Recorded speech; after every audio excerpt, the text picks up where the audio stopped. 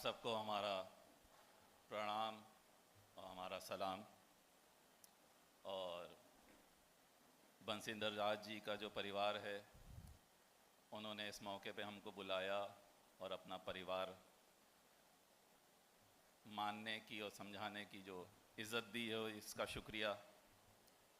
और अब मैं अपनी सारी बात तो आप लोग को शशांक भाई इतनी देर से बता ही रहे हैं, लेकिन मैं अपनी बात में थोड़ी बातें बस कहना चाहता हूँ कि मंच पे सारे बैठे जो नेतागण हैं, उनका सम्मान हमारी तरफ से।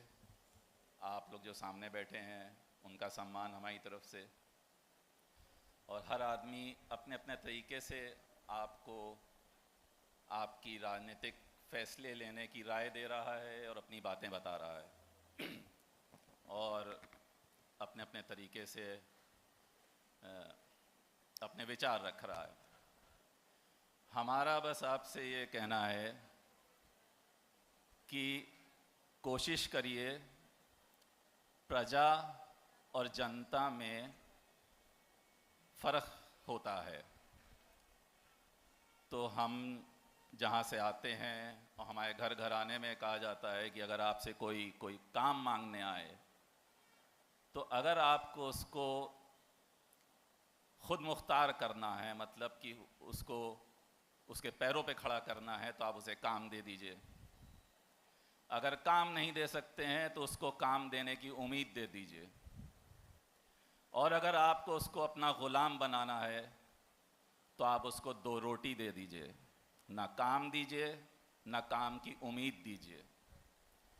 आप लोग बेहतर जानते हैं कि पिछले 10 साल से आपको रोटी दी जा रही है या काम दिया जा रहा है या काम की उम्मीद दी जा रही है।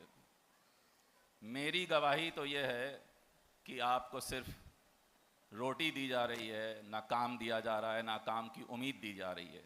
काम मतलब नौकरी या कुछ दुकान खोलने का हौसला या कोई लोन जिससे आप कोई अपना कारोबार कर सकें।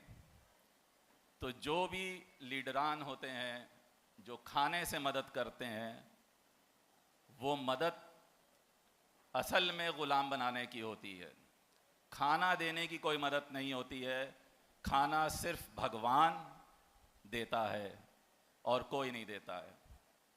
और इसकी भी मैं दलील बता दूं आपको कि जब बच्चा पैदा होता है तो माँ के अंदर उसका खाना होता है। कोई लीडर नहीं देता है खाना किसी को। और सरकारें इसलिए नहीं बनाई जाती हैं कि हमको खाना मिले। खाना राजपाट जमींदार ये लोग दिया करते थे। इससे बाहर आइए आप लोग और अपना फैसला लीजिए और अपने लिए नौकरी मांगिए या नौकरी की उम्मीद मांगिए। खाने पे ना रहिए, हम भी और आप भी। इसी के साथ हम अपनी बात ख़त्म कर रहे हैं। और बड़ी हमें उम्मीद है कि आप लोग 27 में सही फैसला लेंगे, अपना सही लीडर चुनेंगे। और इसी के साथ अपनी बात ख़त्म करते हैं। एक बार धन्यवाद मैं बंसीधर राज जी के घराने को देता हूं, हमें बुलाने का और हमें यहाँ मौका देने का। और शशांक भाई का बहुत शुक्रिया।